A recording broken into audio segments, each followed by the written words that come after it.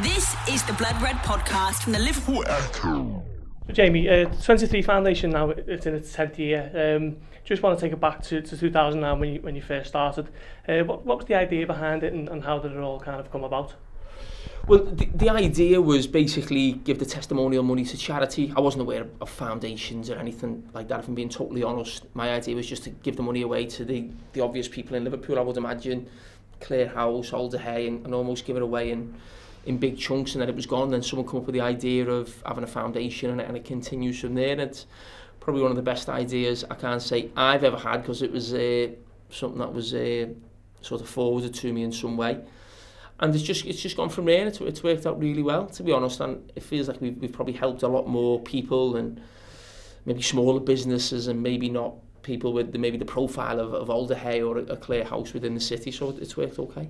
Yeah, I mean, at the moment it seems to be more important than ever, doesn't it, with a community in crisis, and we see so much work getting done. I mean, the big one at the moment, it tends to be the food banks, and we've seen Liverpool FC getting involved with that, and obviously yourselves. Do you just want to give us a little bit more detail about what's happening with the food banks at the moment? Yeah, I mean, listen, I think we all follow them, don't we, on social media, you know, the food banks who do a great job with both clubs as well, outside the stadium's fantastic, and as I said, it's just a massive part of everyday life, unfortunately, in Liverpool. But now more than ever, obviously the situation that we're in, people probably struggling for jobs as well, the situation, and also with the kids being off school, that was the big thing. So we've always supported the food banks and been involved in that with the 23 Foundation, of course, but I think we really focused on that in these probably last 3 months. And it was mainly to do with the kids not being in school, really, and then families having to provide for them school dinners, really. So we got involved with a lad I've got to know who supports Holiday Hunger initiative he started. That's up in Netherton. He's collaborated with Joe Anderson, so they help a lot of kids who are maybe struggling when the school stops in the 6-week holidays. But now we've had this going on for 3 months, so they've been a great help to us. Fair Share as well, who've obviously donated a lot of food for us. So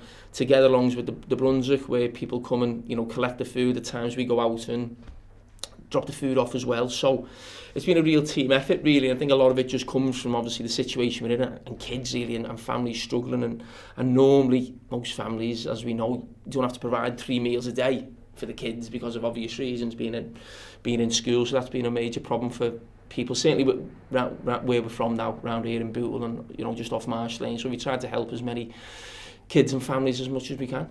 Yeah, I mean, it seems to be a real big one at the moment, doesn't it? Food banks across Merseyside, and we see so much work going on. I mean, it must be great to be able to kind of help out where you can, and help so many vulnerable families at a time of crisis. Yeah, of course, but listen, that's not for us. That's anyone. I've always said this. Anyone in my position, and there's so many other people out there doing this type of work who don't maybe get the publicity I do doing it, or the profile I do doing it, because of the position I'm in.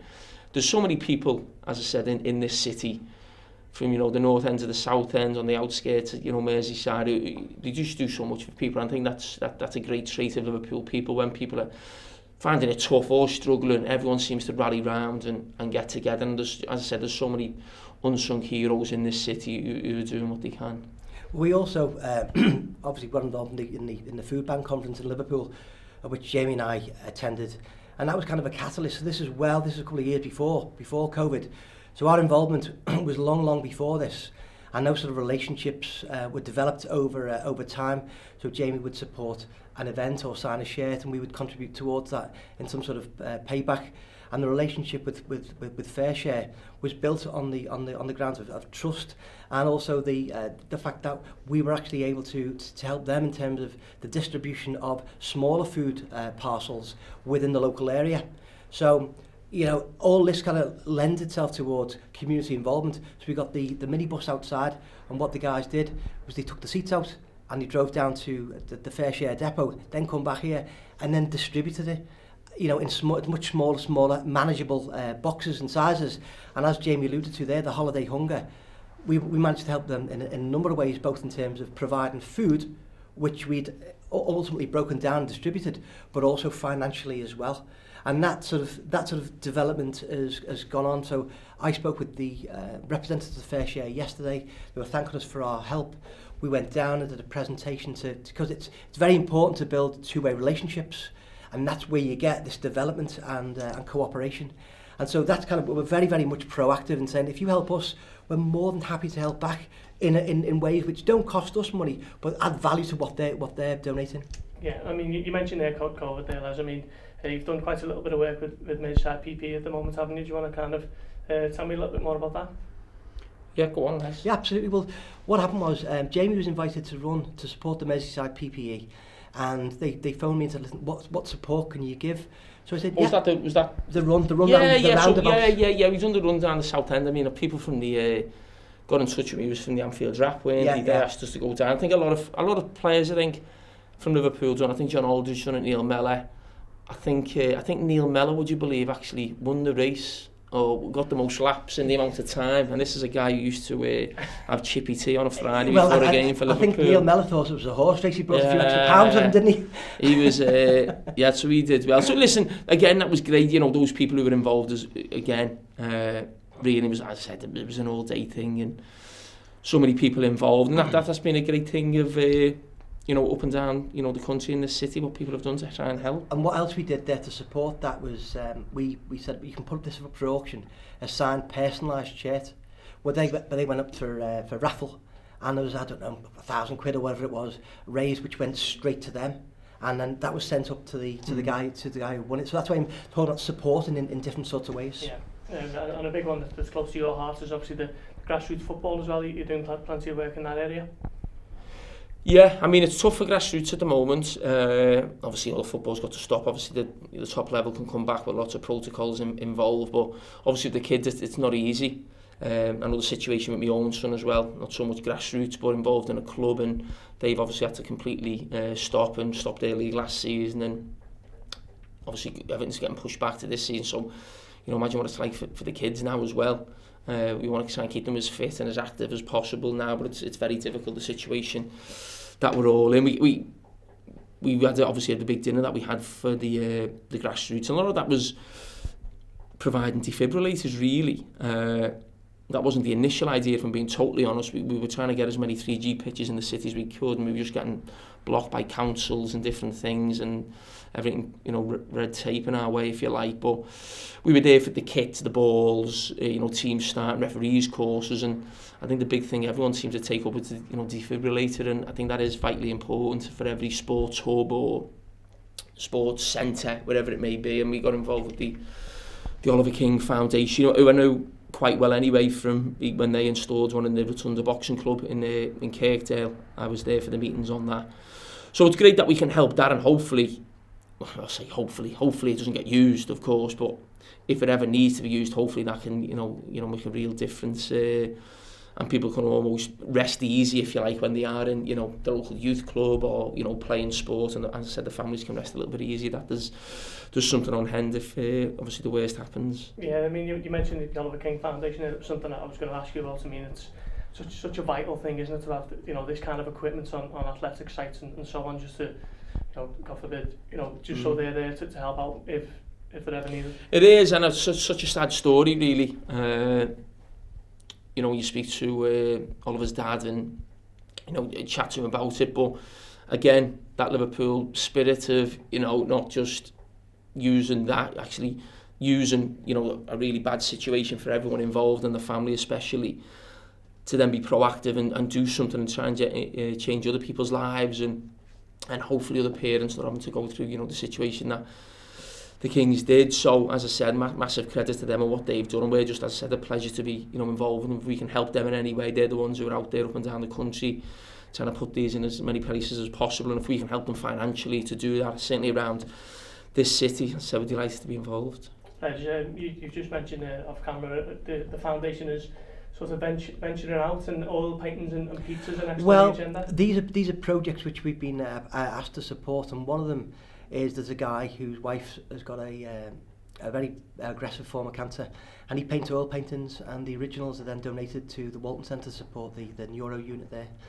And he approached us a couple of months ago and listen, is there any chance you can help us with a bit of support in terms of sharing and media exposure and stuff like that. And so what we tend to do is when we get like a a proposal of that nature is like talk it through and say, yeah, okay, well, you know what, the monies are going there. We've seen presented checks to the hospital there. At the ladies there, I think the one of the patrons is actually David Fairclough. So when you're getting asked those sort of questions, we try our best to support, and then they'll need to come back with the details of how that support is to be shared or gone along with. And the pizzas. The pizzas were fantastic proposal. There's a guy who's got an idea about creating foodstuffs for families to actually create them to let them make their own pizzas, and within that comes a nutritional guide and also how to make the pizza.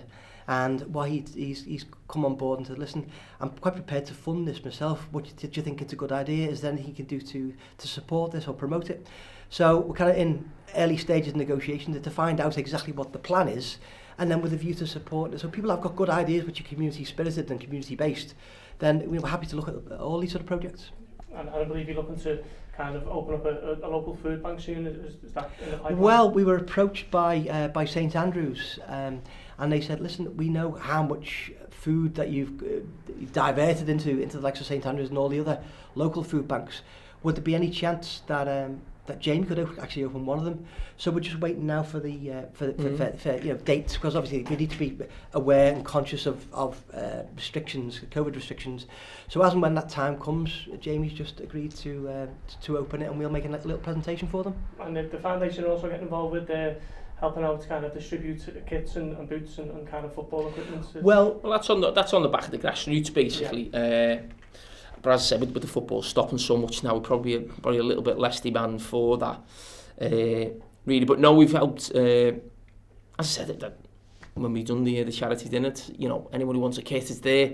Boots, starting girls football teams, referees. So there was lots of different things, and on the back of that was the defib. So that was that, yeah. So, as you mentioned at the beginning, the foundation's in its 10th year now, and you had the big party to celebrate at the Titanic last year. What do you see over the next 10 years for this foundation? Another party in 20, hopefully. No, listen, I think some of the work, I'm the figurehead of it, if you like. There's so many people, Les, Mike Lepic, and so many, Keith at the Brunny, so many people involved, really, unsung heroes. And basically, listen, I'm in a lucky position where we could generate a lot of money through, testimonial game, dinners, that dinner you mentioned after 10 years. And hopefully we're using it in the best possible way that we can. That's all we want to do. I don't think we're doing anything different to anyone else in my position up and down the country. There's lots of footballers with foundations. Stevie's got one obviously in this city as well. And I think when anyone who's done okay in this city should always remember that and try and help people, because we know it's not easy, the situation that we're in right now. But even forgetting the situation that we're in now, we know it's not easy at times living in this city, and it's tough for families, and we all get together and try and help each other. And if anyone's done okay, I think they're almost duty bound to help in some sort of way, and hopefully we're trying to do that as best we can. We can always do better, I'm sure, or try and provide more, and that's what we're trying to do, and work as much as we possibly can to help as many people as we can. And we're sitting here in the Brunny now opposite the Solly, and all these iconic names that you've kind of made famous on a national stage. I mean, you must feel so proud to be able to help out the people of your community. Yeah, I am. But as I said, I don't think anyone else around here would have done anything different. The position that they're in. If I was in this position, I'm very lucky to be in this position, and where I can help people.